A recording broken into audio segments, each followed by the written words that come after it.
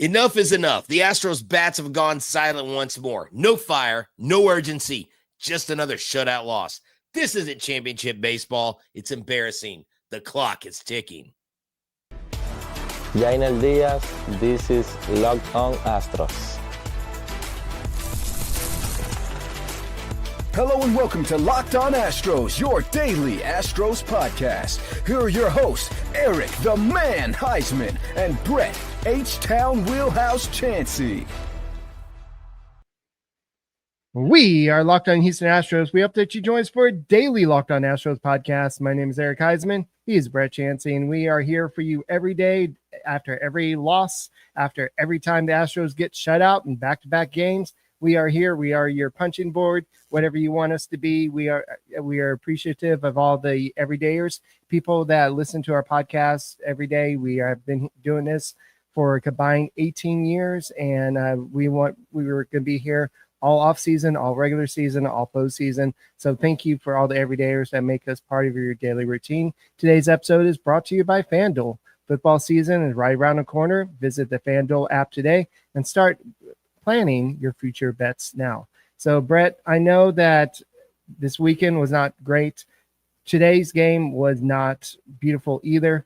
So the Astros get shut out again. This is like 3 out of the last 4 games were shutout losses, and it's getting worse and worse. It's like makes you wonder where the Astros offense has been. So Eric Getty gets lit up. Taylor Scott, welcome back to MLB. He gets lit up. And so what's going on? What's going to happen to the Houston Astros? And ever since CJ Stroud wore that Mariners hat, the Mariners have been on a little losing streak. So maybe that was strategic there. So we'll go ahead and talk about this and more on tonight's Locked On Astros podcast. I like how you turned that around. Wow. Good job, Eric. Look, I love what Steely Bob says here. He says, as bad as we think the Astros are, Seattle and the Rangers are worse with less players on the IL. I mean, we are kicking the door open and telling the Mariners, come on into first place. And they're like, we like being in second place. We like the mystery. You know, we have a better team right now offensively than you guys, but you know what? We're just going to suck too. This game was absolutely, it was horrendous. You know, starting out, it was only 1-0 going into the 5th inning. So, you know, not a bad start, but 4 runs, 1 run, 4 run. I mean, the Detroit Tigers looked like they were playing one of the Little League teams in Williamsport. I mean, what the Astros are not doing right now is absolutely pathetic. Jack Flaherty. Jack Flaherty's been great in the past, and that's our first point. Shut out by Jack Flaherty again. He's now 7-12. The dude looked like he was on the way to win another Cy Young or to win a Cy Young. 7 innings pitched, 3 hits, no runs, 1 walk, 9 Ks. Stupendous. Good job, Jack. Way to go, Jackie boy. And, you know, the Astros bats, look, if I hear one more time on the broadcast, well, you know, it's 162 games and we go through stretches like this, I'm going to blow my lid because it is definitely not just a slump. And Adam Spallone, I don't know if that's how you say his name. I'm probably butchering it. Get this. The Astros, Eric, have a negative run differential of 38 runs over the last 6 games, is the second worst run differential over a 6-game span in franchise history. They were 45 under for negative 45 over 6 games from May 20, 2007 to May 25. They lost all 6 games. The Astros are 2-4 during this stretch. I mean, if there's a silver lining, they've got 2 wins. But this team just cannot get it done. And you once again, you take a guy who has a high ERA and you just absolutely have no counterpunch. And it's not sustainable at this point. The Mariners may continue to blow chunks. And then the Rangers got some random TV guy trying to give some inspirational speech like he's Sparta. And like the Rangers continue to lose. I can't wait to play the recorder music in the background from the Titanic when their season ends. But the Astros right now, it's like they're digging a grave, but they don't want to go into it. And I don't think they're dead. I don't think it's done. But like you said in the title, a hard reset. This is a low point for the Houston Astros. I mean, you going back, like if my phone gets stuck, you have to kind of you have to press the up arrow and press the down arrow, then hold the power button. It's like the Astros need to find some way to do a hard reset and literally just reset the season, because this season, after as good as they were for a stretch, it just seems like nothing can go right.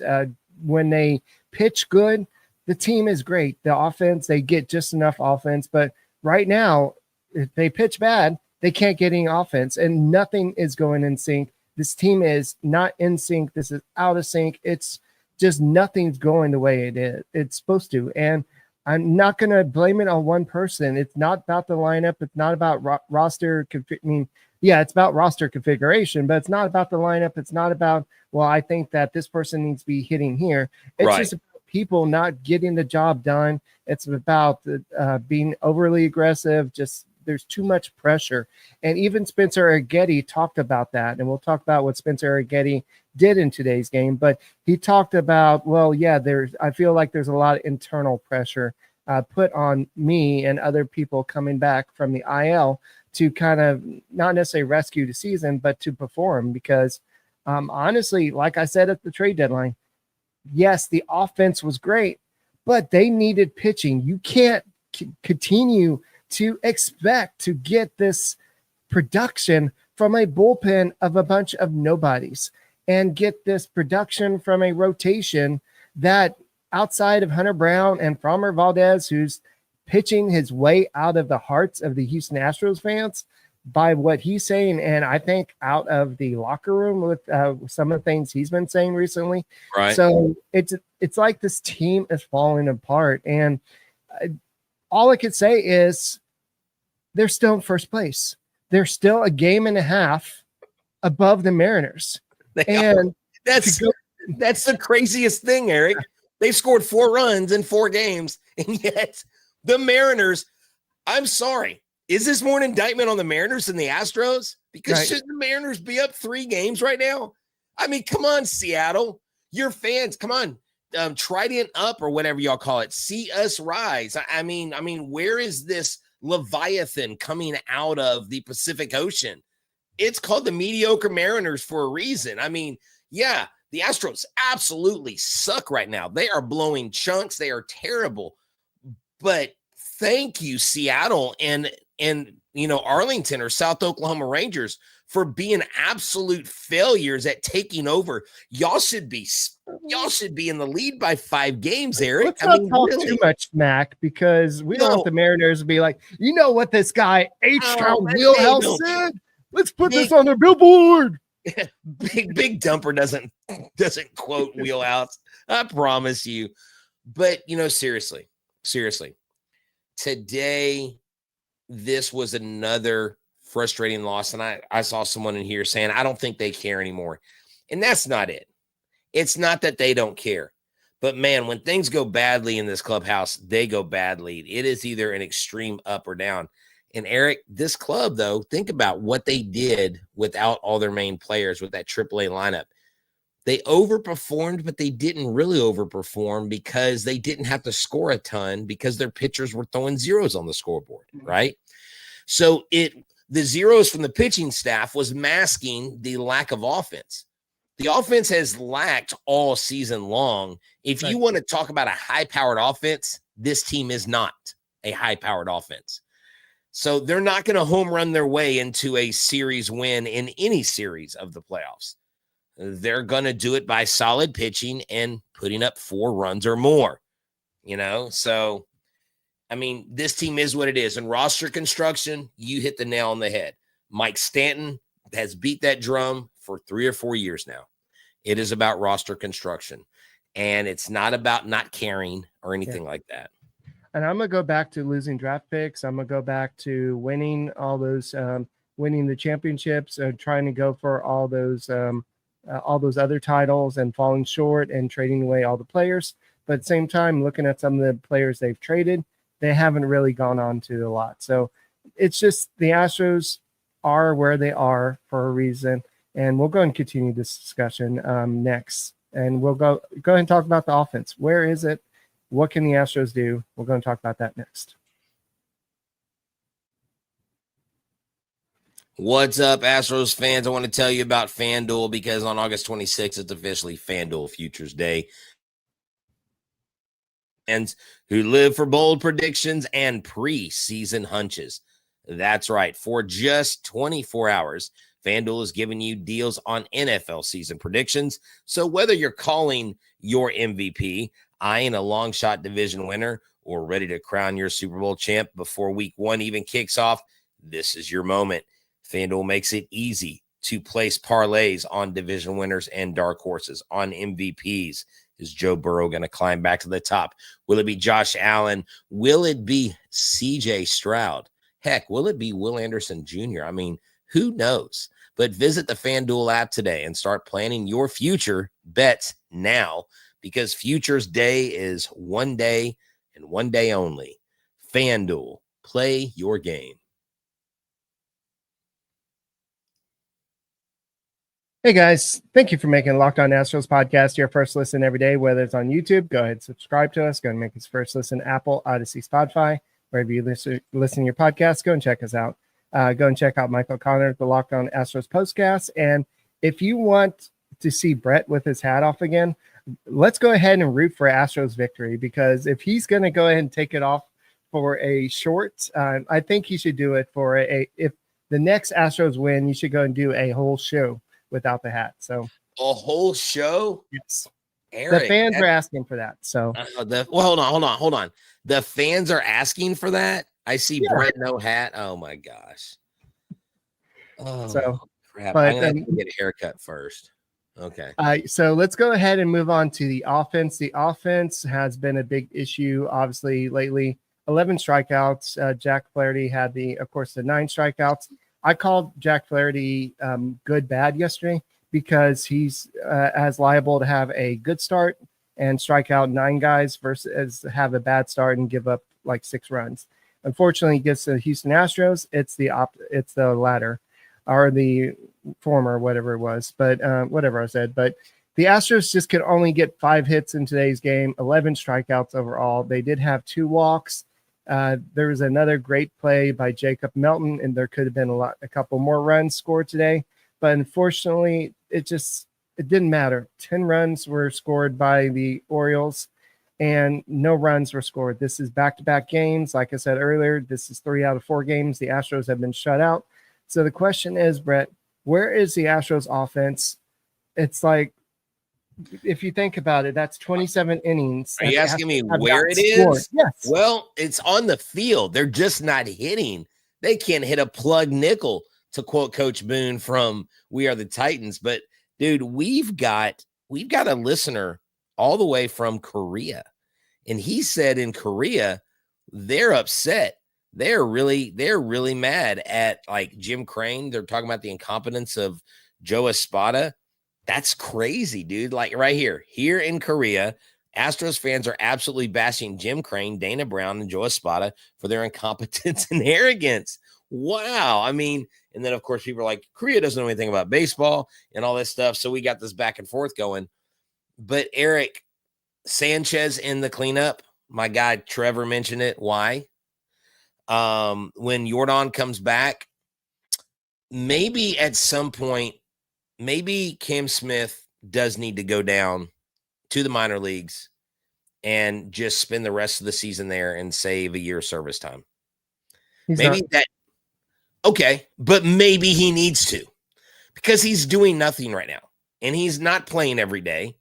Jesus Sanchez is out there and he's going over.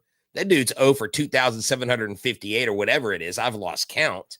He's been 24 or something. I know. Well, 2,400. You know what? You're still over, buddy. You're a big fat disappointment. I'm sorry.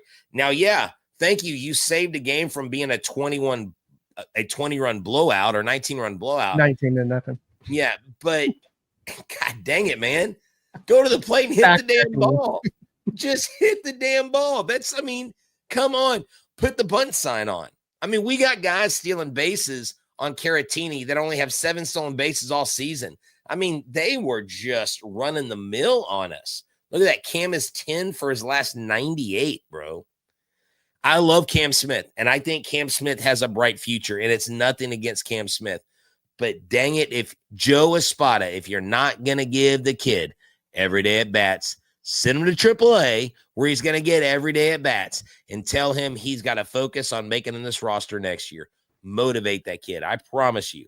And not getting pitching at the trade deadline, despite what they say about the cost of pitching, has absolutely bit them in the rear end. That is definitely an angle to look at because the pitching right now is abysmal. And I'll say this, Eric, Jordan Alvarez coming back is not going to save this team. He's going to have to get up to speed. He's going to have to get to big league pitching. He is going to have to absolutely take some time to get in the groove. So just because he's inserted in the lineup doesn't mean that this offense is going to take off. So they've got to start getting on their crap now and not that they're waiting for Jordan, but that's what some fans, not all, some fans go, well, when Jordan comes back, when Myers comes back, it's not that simple. But dude, Eric Yeti, he just looked bad today. I mean, and after the game, he just had he was like, it was terrible. It wasn't a good outing. He had nothing good. I think he's about as miffed and, maligned by it as anybody else. Yeah, I think that a lot of pressure is being put on the offense, definitely everybody needs to be the hero. That's what we kind of talked about yesterday. But I think a lot of pressure is being put on Alvarez to come back and be that guy. I know he's been the guy in the past, but I know the plan is for him to play in Tuesday's game, have the day off, then play in Thursday and Friday, and then potentially come back this weekend. So the question is he going to be ready to come back and play this weekend, or are they going to give him more time? You're talking about somebody that's dealt with hand injury pretty much for most of the season. So I don't know if they're going to rush him back. So, and is he going to be the 80% Jordan Alvarez, or is he going to be 100%? I don't think anybody knows at this point. But the Astros have Sanchez batting fourth cleanup because of the analytics. He's a left-handed. They don't have any other left-handed hitter. I get it, the analytic, but you know what my analytics tell me? He's 0 for 24. That's what my analytics tell me. I don't care what have you done for me lately, right? I mean, oh my God, enough of this analytic stuff. What is his woe bacon? What is his B war? What is his F war? F the war, okay? F the stats. Just go out and play baseball. Get a hit, right? Like bunt, do something, lean into a pitch. I don't care, man. Get on base and quit making base running mistakes. Oh, Chas McCormick.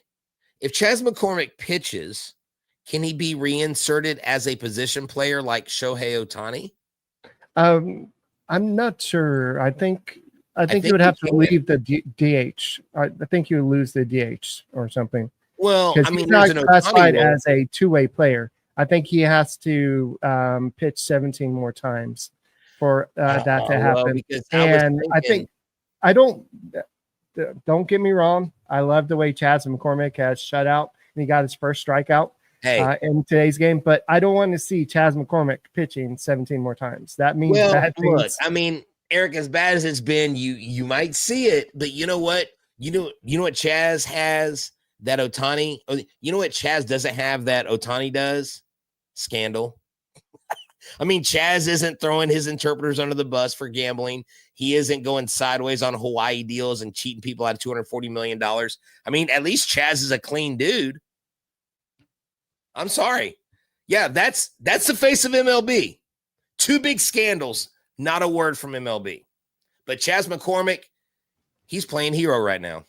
We'll go ahead and talk about Spencer Arrighetti and Taylor Scott after the break. What's up, everybody? You know, I love it when these things happen because it leads me to think about Prize Picks. And you know what? Tomorrow night, I think I'm going to go out to Prize Picks and I'm going to see what that run total is, or what the home run total is on maybe Altuve and someone else. And I think I'm going to just go all in and go crazy with it. And I'm going to pick more on 2 or more players in the Astros lineup to go yard. Why the heck not? Okay, this episode is brought to you by Prize Picks, a daily fantasy platform that lets you turn your football predictions or baseball predictions into rewards. We know it's preseason. It's already heating up.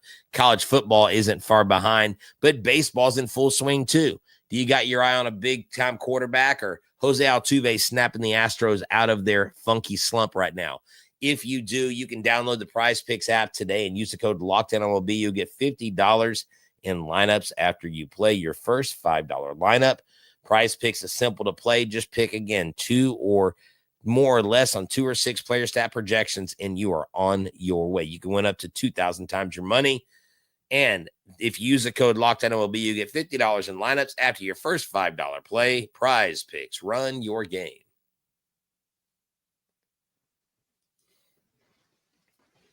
Hi, we are the Locked On Astros podcast. My name is Eric Huysman. He is Brett Chancey. You can find him at H-Town Wellhouse. Any complaints, you could go and send it his way. I'm just kidding. Well, hold on. Time out. Trying to be Tim. No, brother, we are tied at the hip. I'm sorry, sir. Hey, you're the one that asked me to be on the show back in 2020. Maybe you didn't know what you were getting into, but some of the stuff I'm saying tonight is for fodder, is being tongue in cheek. But I think such a time as this is what stuff like this does to a fan. It drives you absolutely insane. Mm-hmm. So I know that Taylor Scott had a great season last year. A lot of people thought this was a great find for the Houston Astros when he came in this year. He wasn't quite the same guy, so the Astros DFA'd him, and then he signed a minor league deal with the Astros. Well, guess what? Jordan Weems was DFA'd after yesterday's game. If you watched the game yesterday, you would understand why. He wasn't fooling anybody. And in today's game, Taylor Scott came back, and it's like, oh, hi, Taylor Scott. Glad to have you back. Boom. He gave up 5 runs. And it's just like, Taylor's like, hold on, guys. Let me just pick up where I left off. It's just like, come on. Like the excuse was, we just brought him up for a fresh arms. Well, the fresh arm gave up 5 runs. I know at that point it didn't matter because Spencer Arrighetti already gave up 5 runs in his 5 innings, but it's just like, come on, can't we get anything to go right? It seems like the only thing that went right was a errant throw on Saturday's game by I forgot who it was that made the throw, and Dubon was safe. And otherwise, nothing's gone right for the Astros in the past 4 games. Yeah, I mean, look, it is a situation where they're literally gonna just have to come to the ballpark and literally try to put it behind them. And to use a favorite phrase of some of our listeners, they have to watch this one. You have to move on. I mean, what else are you supposed to do? The players aren't licking their wounds. The players aren't going to their hotel crying themselves to sleep.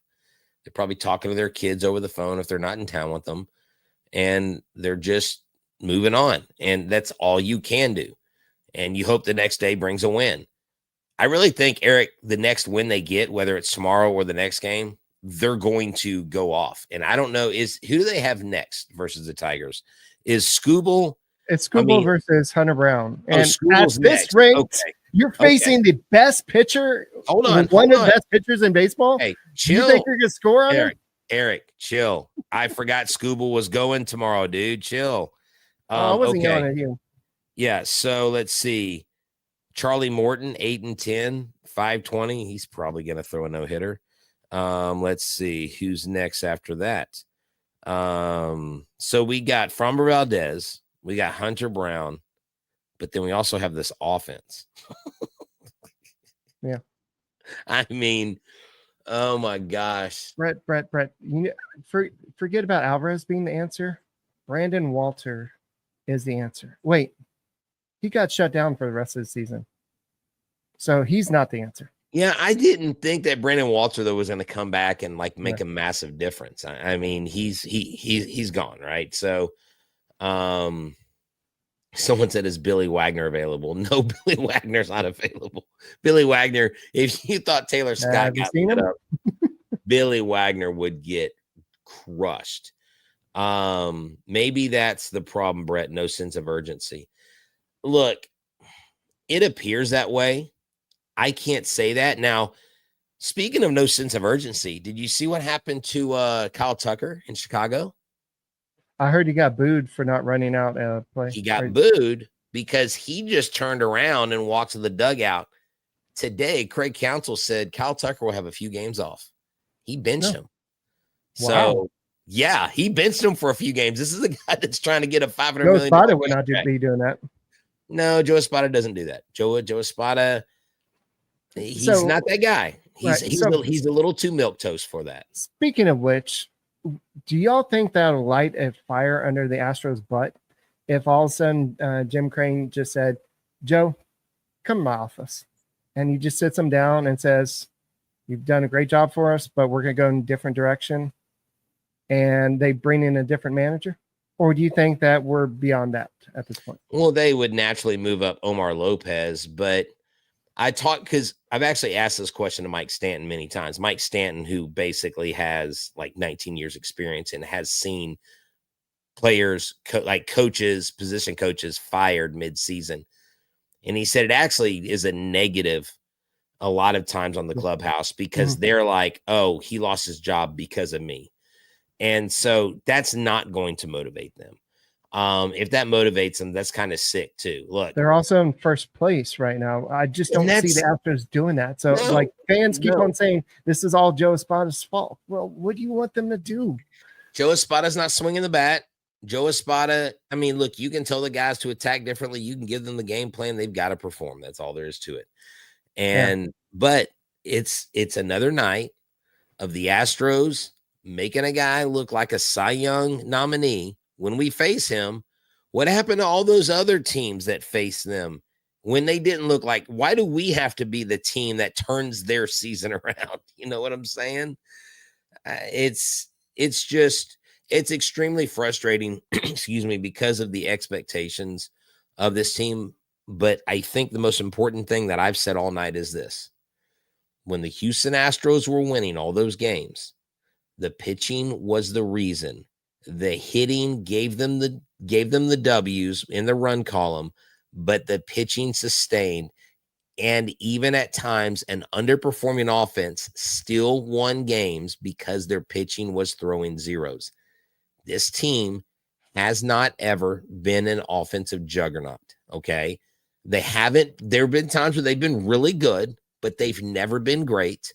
And this team over the last few years has declined offensively, Eric. They just have not been great offensively year from year to year. Yeah, they took a chance on Christian Walker. At times, he's been really good, but for a majority of the time, he's not been good. Then they traded for Carlos Correa for the most part. He's been decent, but recently he's kind of fallen off a little bit. The Astros also traded for Urias, and he's had some moments, especially against the Orioles, but otherwise he hasn't really been much of a factor.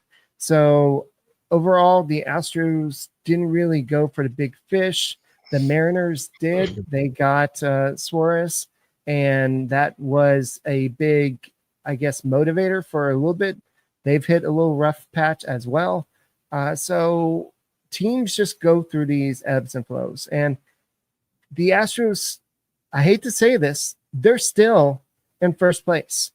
They're a game and a half in first place. His name is Eric Huysman. You can find him. They plummet, and all of a sudden are 4 games behind the Mariners. You're not going to see any type of major changes. You're not going to see hitting coaches fired. You're not going to, not even 4 games, but they're going to have to have a massive drop off. So I don't know if y'all know this. Y'all do realize that the Rangers fired their hitting coach mid-season, and their new hitting coach, is it still Brett Boone? Has he lost his job yet? No. They're under 500. They're terrible offensively. So guys, firing the hitting coaches is not going to work. Like, again, to quote Chandler Rome, that's right. The hitting coaches forgot to call the hit a home run play. It doesn't work like that. Look, stay with us, hang with us. We're here no matter what happens. The Astros are our ride or die. And we are willing to be critical where, I mean, they deserve a lot of criticism right now. But I promise you that they care more about winning and doing something than any of you guys or any of us combined. And you can't say because they're overpaid millionaires or they play a sport and they get paid that they don't care, because they absolutely do care. So against Tariq Skubal, Altuve has a home run. Dubon has a home run. Pena has a home run. Pena is actually batting .429. Altuve 364. Caratini 333. Diaz 333. And maybe if these guys actually do something tomorrow, the Astros have a chance. But with the way the bats have been going, it's just hard to believe anything because it's just frustrating. Maybe this is just a rough patch. Maybe it's just who they're facing. Maybe they are facing Brandon Young, who's a really good pitcher, and the guy for the Orioles, the other guy that what's his name that shut us out on Sunday. I forget his name. Kimmer. That's his name. Dean Kramer, whatever his name is. It's just, I don't know what's going on with this offense. And the guy that looks like he's your neighbor at an apartment complex. Like I saw the pitching. I was like Dean Kramer. And he's a shave. This dude looks like someone who lived next door to me when I was at an apartment complex in Fort Worth. And it wasn't a great apartment complex, you know? Yeah. I'm like, that dude looked just like my old neighbor back in the day. Yeah. So the Astros if they can't get a hit against Brandon Young until the 8th inning or whatever it was, Tariq Skubal, this will be a tough cookie to crack. So the Astros have got to just get the hits early and get some runs early and knock them out, because this could be a epic pitching matchup. It could be a nothing game late in the game, and then you go to the bullpen, all bets are off because you don't have Josh Hader anymore. You have Brian Abreu and the Brady Bunch, and that's pretty much what you got right now. So, guys, that's all we got for this edition of the Locked On Astros podcast. My name is Eric Huysman. He is Brett Chancey. We will be back tomorrow talking about the Astros, hopefully a victory over the Tigers.